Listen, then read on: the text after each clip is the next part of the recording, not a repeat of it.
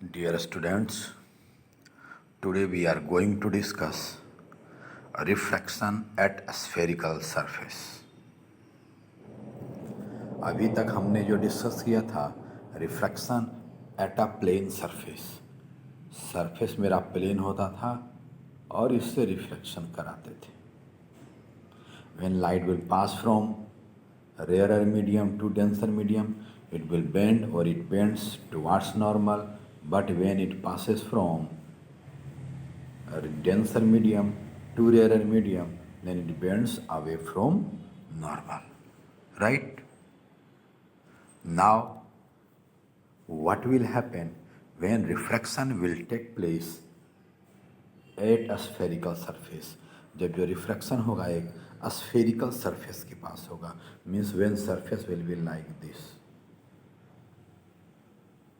ये मेरा जो है इधर का मान लीजिए कि मीडियम नंबर 1 है, ये मीडियम नंबर 2 है, and surface of medium number 2 is spherical in shape. It may be concave, it may be convex, ऐसा भी हो सकता है. It is your medium number 2 and it is your medium number 1. Right?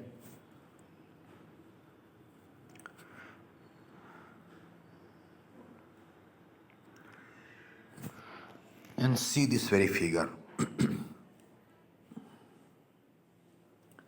It is your medium number 1 whose refractive index is mu1, and it is your medium number 2 whose refractive index is mu2. Surface of medium number 2 is spherical in shape, here convex in shape. Right?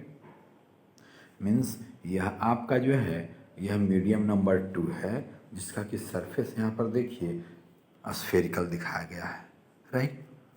Question is this कि reflection अगर होगा तो वो कैसे होगा. Right? Then हमने अभी तक इस चीज़ को पहले भी पढ़ा है, 10th में भी पढ़ा है, 8th में भी पढ़ा है कि no doubt the surface is spherical in shape. No doubt surface is spherical in shape, but it's very small point at which light will incident that will behave like a plane. वह एक plane जैसा behave करेगा. तो फिर उस पर हम लोग एक नॉर्मल ड्रॉ करेंगे और नॉर्मल ड्रॉ करेंगे और फिर जो है हम लोग यह कहेंगे when light will pass from denser medium to rarer medium, then it will bend away from normal, but when it will pass from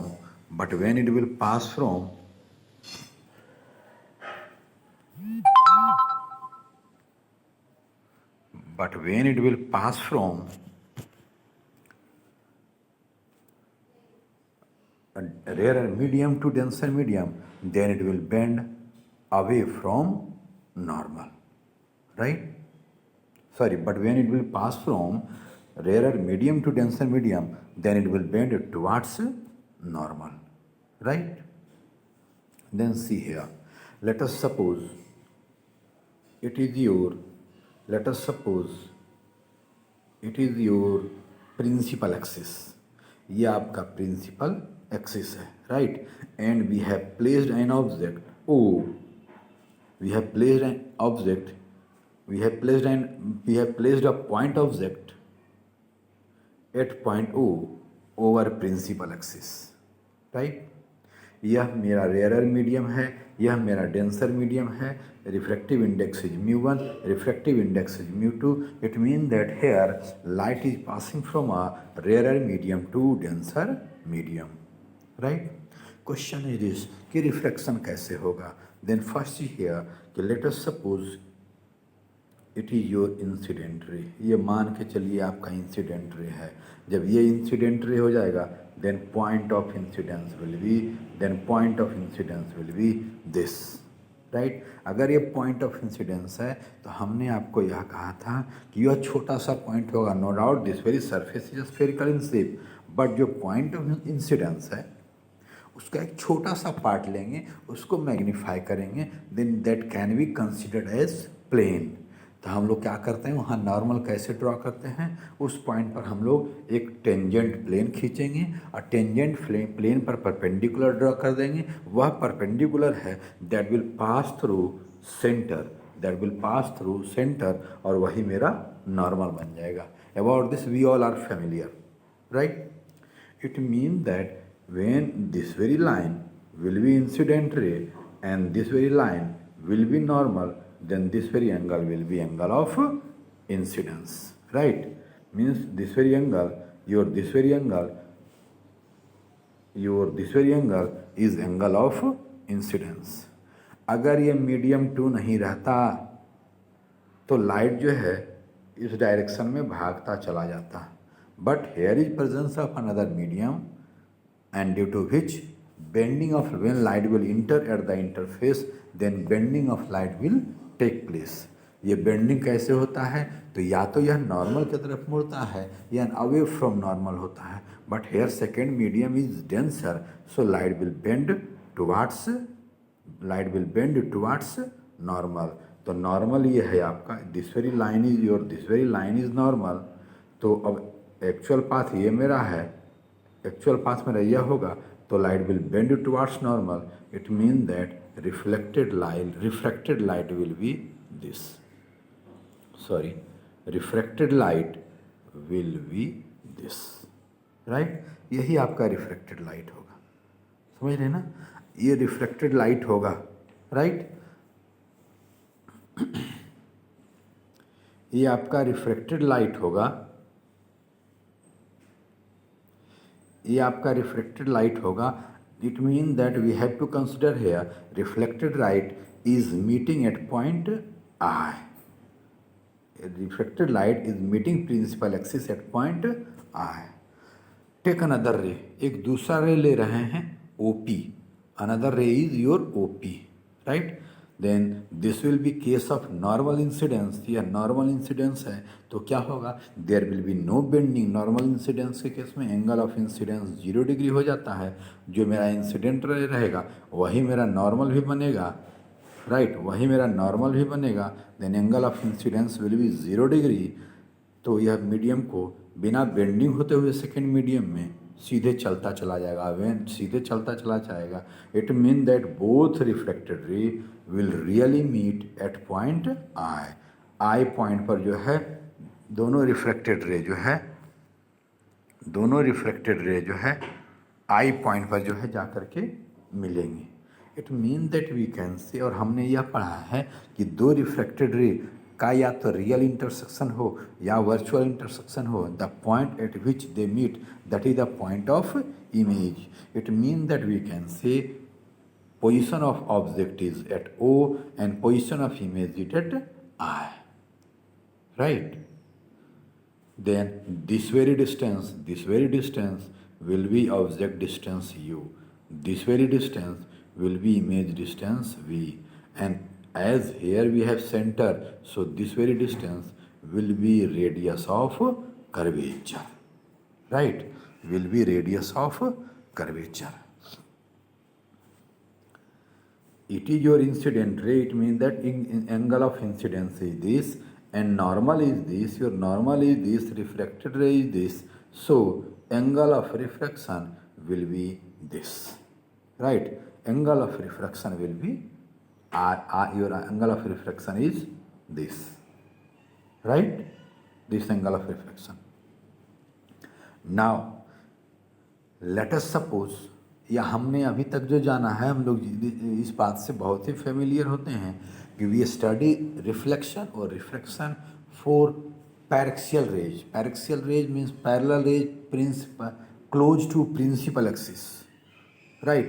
late us suppose here we have taken, तो इसका मतलब जो है प्रिंसिपल एक्सिस से बहुत करीब का लेंगे। इट मीन दैट मेरा अपर्चर जो इफेक्टिव अपर्चर होगा that will be very very close to principal axis. इसलिए हम लोग रिफ्लेक्शन जो दिखाएंगे, वह प्रिंसिपल एक्सिस के बहुत करीब इस रीजन में दिखाएंगे, राइट, वो हम लोग इस रीजन में दिखाएंगे, राइट। तो अगर हमने जो है ऑब्जेक्ट को प्रिंसिपल एक्सिस पर रखा है और रे को इंसिडेंट करा रहे हैं इट मीन दैट यह जो रिफ्लेक्शन होगा, यह रिफ्लेक्शन होना चाहिए, पॉइंट ऑफ इंसिडेंस जो होना चाहिए that should be very very close to principal axis. तो यह पॉइंट जो है प्रिंसिपल एक्सिस से बहुत करीब होना चाहिए। And when this very point will be very close to principal axis, then this very incident ray, then the incident ray which is making angle alpha with principal axis, this very angle will be also very very small। और यह जब छोटा होगा तो जो refracted रे है जो कि प्रिंसिपल एक्सिस के साथ बीटा बना रहा है, this very beta will be also small. यह जब स्मॉल होगा मीन्स जब एन पॉइंट प्रिंसिपल एक्सिस के बहुत करीब होगा, then this very gamma will be also small, right. तो अब हम लोग यहाँ पर क्या करेंगे, हम लोग जो है रियली यहाँ पर हम लोग आई और आर के बीच में by the help of Snell's law relation निकालने की कोशिश करेंगे। और वही जो रिलेशन होगा उसमें रिफ्लेक्टिव इंडेक्स ऑफ फर्स्ट भी आएगा, reflective index of medium number 1 भी आएगा, reflective index of medium number 2 भी आएगा, एंगल ऑफ इंसिडेंस भी आएगा, एंगल ऑफ रिफ्लेक्शन भी आएगा। और वही जो आएगा that will be formula for refraction at a spherical surface। But question is this, how we will get that very formula? वह formula हम लोग पाएंगे कैसे? Then to know that, see here, देखिए यहाँ ध्यान से। First of all, by the help of incident ray, we will take this triangle। इस ट्रायंगल को लेंगे, इस ट्रायंगल को लेंगे। It is a right angle triangle. हमने पॉइंट एन से प्रिंसिपल एक्सिस पर जो है एक परपेंडिकुलर ड्रॉप किया है N M, right, N M perpendicular drop किया है। तो जब जो मेरा एन पॉइंट जो है प्रिंसिपल एक्सिस के बहुत करीब कंसीडर करेंगे, when we will consider N point very very close to principal axis, then no doubt point M will be, then no doubt point M will be very very close to P। जैसे जैसे आपका N point, और imagine कीजिए कि जो है principal axis के करीब क्लोज करते जाइए, प्रिंसिपल एक्सिस के जैसे जैसे आप पॉइंट N को प्रिंसिपल एक्सिस के क्लोज करते जाएंगे और परपेंडिकुलर ड्रॉप करते जाएंगे, तो जो आपका नॉर्मल होगा वह जो है, या यू कहते हैं कि जो है पॉइंट M जो होगा that will be very very close to P। तो यहाँ पर हम लोग अप्रोक्सीमेशन मेथड भी यूज़ करेंगे, राइट। तो जब हम लोग when we will take this triangle, जब हम लोग इस ट्रायंगल को लेंगे, it is a right angle triangle, then we can write tan alpha equal to P by B N M by O M, right. In the similar manner when we will take this triangle, जब इस triangle को लेंगे, then again we will write tan beta will be equal to P by B means NM by MI। and when we will take this triangle, जब इस triangle को लेंगे, then this very gamma, tan gamma will be equal to NM by MC, right। इसी यही triangle वगैरह से हम लोग रिलेशन निकालेंगे। सी है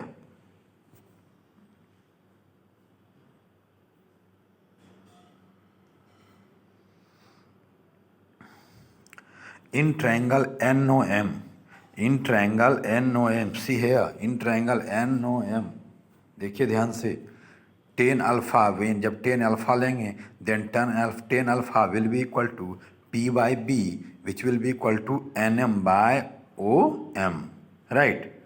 It means that we can write tan alpha will be equal to NM by OM. And one more thing, when you will take a study of all those rays which are very very close to principal axis, तो जब यह रे जो very very close होगा principal axis के, तो जैसे जैसे close करते जाएंगे अल्फा भी छोटा होता जाएगा, right। and when alpha tend to 0, then tan alpha, जब अल्फा 0 के बहुत करीब होता है, then tan alpha we use to say tan alpha tend to alpha, cos alpha sine alpha tend to alpha, we use to say this thing. तो वही वाला फिर यहाँ पर हम लोग जो है कॉन्सेप्ट यूज़ करेंगे। अभी तो आपने यह कहा कि tan alpha will be equal to N M by O M, and as this very alpha, as this very alpha is very very small, so we can write alpha will be equal to, we will write alpha will be equal to nm by om. In the similar manner, in triangle NIM में, see here, in triangle NIM,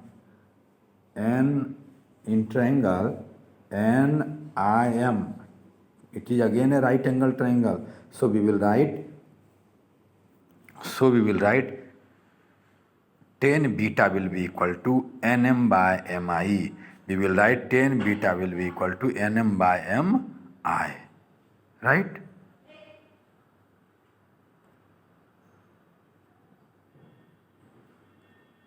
In triangle NIM, tan beta will be equal to nm by mi. Then beta will be also small, so tan beta will tend to beta and it will become beta equal to nm by mi, right? Tan beta will become nm by mi, right? tan beta जो हो जाएगा, it will become nm by mi, right? And when you will take triangle NCM,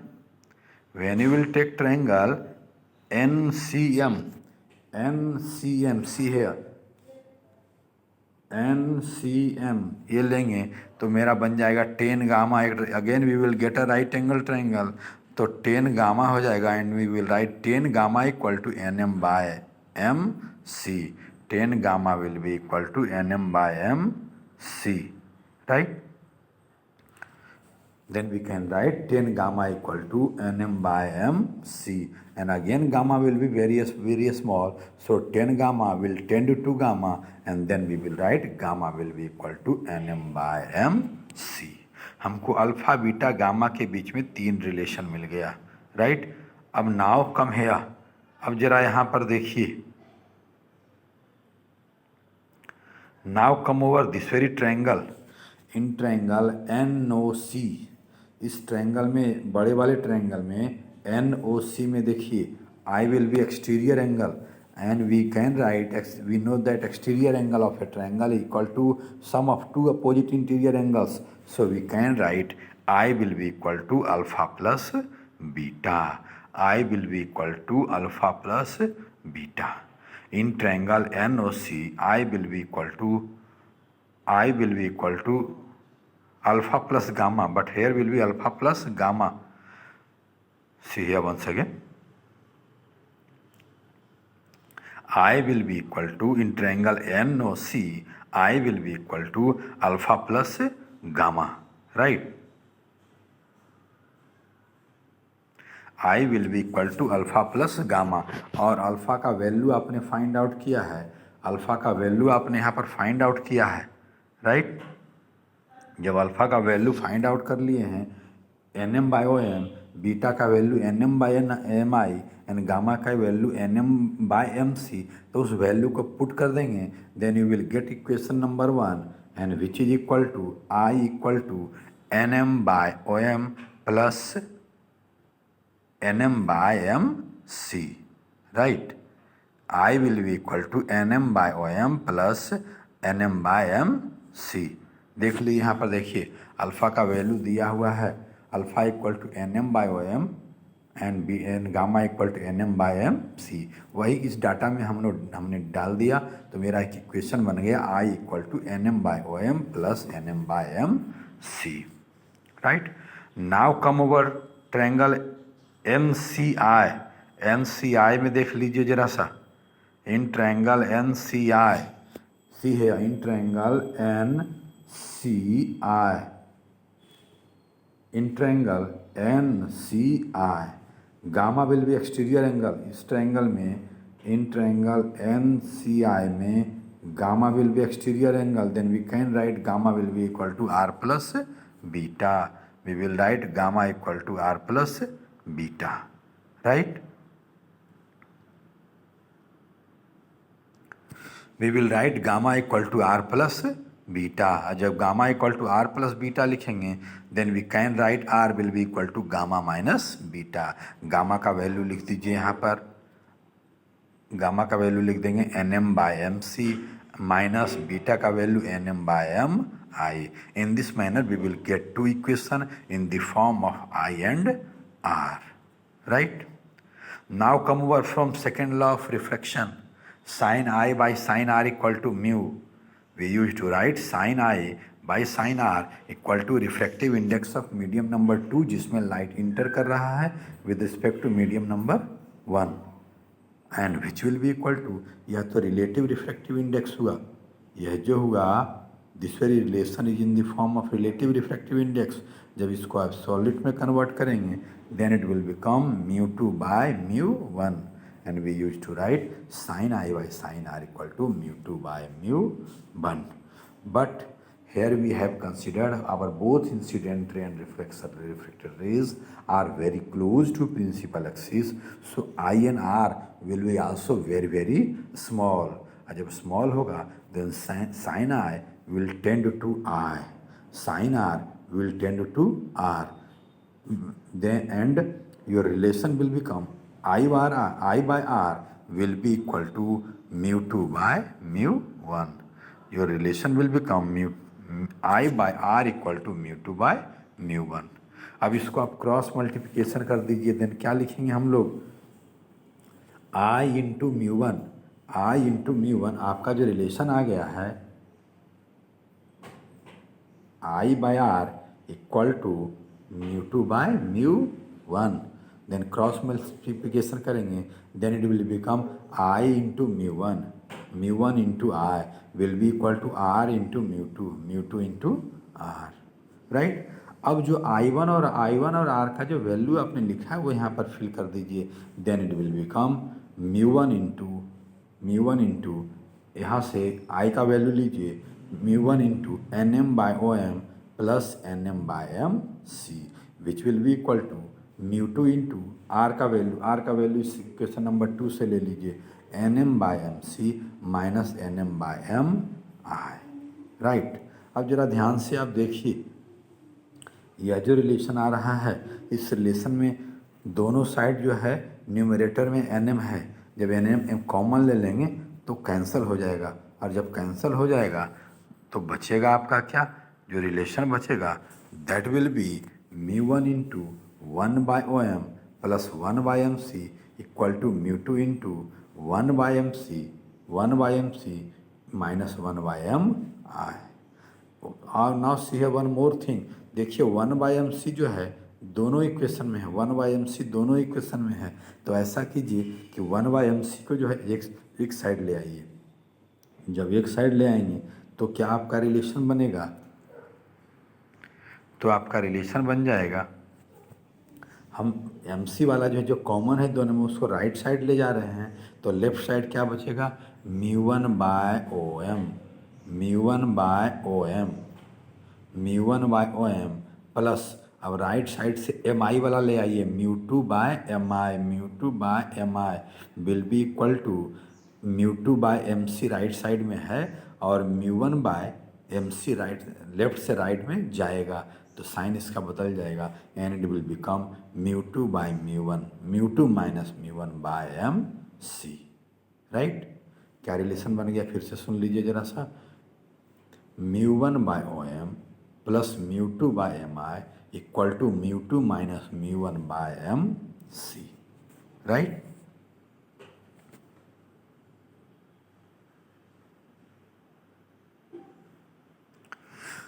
now here listen, ये जो OM है MI है और MC है हम लोग प्रॉपर साइन कन्वेंशन यूज़ करेंगे और इस रिलेशन में हम लोग फिल कर देंगे.